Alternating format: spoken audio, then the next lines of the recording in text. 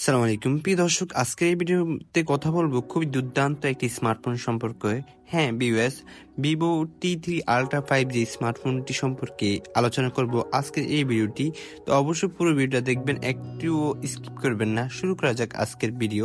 প্রিয় দর্শক, Vivo T3 ultra 5G ফোনের ডিজাইন কথা বলতে গেলে ফোনের ফ্রন্ট প্যানেলে 3D কার্ভ প্যানেল যোগ করা হয়েছে, ফলে এতে সুন্দর লুক এবং ফিল পাওয়া যায়। ফোনটির ব্যাক প্যানেলে বড় ওভাল শেপের ক্যামেরার মডিউল রয়েছে।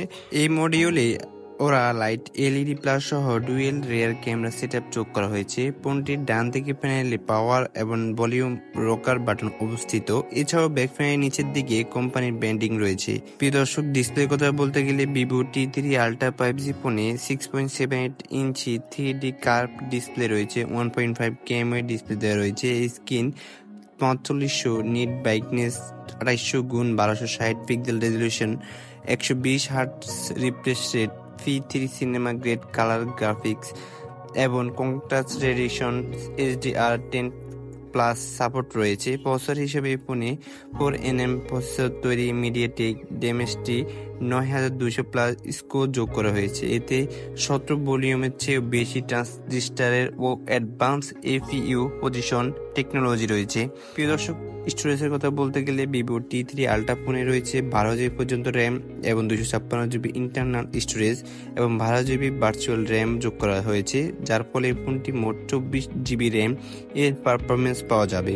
প্রিয় দর্শক, ক্যামেরার কথা বলতে গেলে ভিভো T3 আলট্রা ফোনে ফটোগ্রাফির জন্য স্মার্ট ওরা লাইট সহ ডুয়েল রেয়ার ক্যামেরা সেটআপ রয়েছে। এতে OIS সহ এবং অ্যাপারচার 1.88 অ্যাপারচার যুক্ত 50 মেগাপিক্সেলের সোনি IMX 921 প্রাইমারি সেন্সর এবং 8 মেগাপিক্সেলের আলট্রা ওয়াইড অ্যাঙ্গেল লেন্স দেওয়া হয়েছে।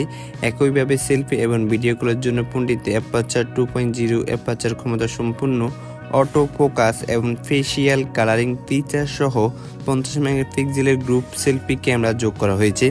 ব্যাটারি পাওয়ার ব্যাকআপের জন্য এই ফোনটিতে 80 ওয়াটের ফাস্ট চার্জিং সাপোর্ট, 5500 মিলিঅ্যাম্পের ব্যাটারি রয়েছে এবং ভিভো T3 আলট্রা 5G ফোনে জল ও ধুলো থেকে সংরক্ষণ করার জন্য IP68 রেটিং দেওয়া হয়েছে, যার ফলে এই ফোনটি 1.5 মিটার পর্যন্ত গভীর জলে 30 মিনিট পর্যন্ত থাকতে পারবে।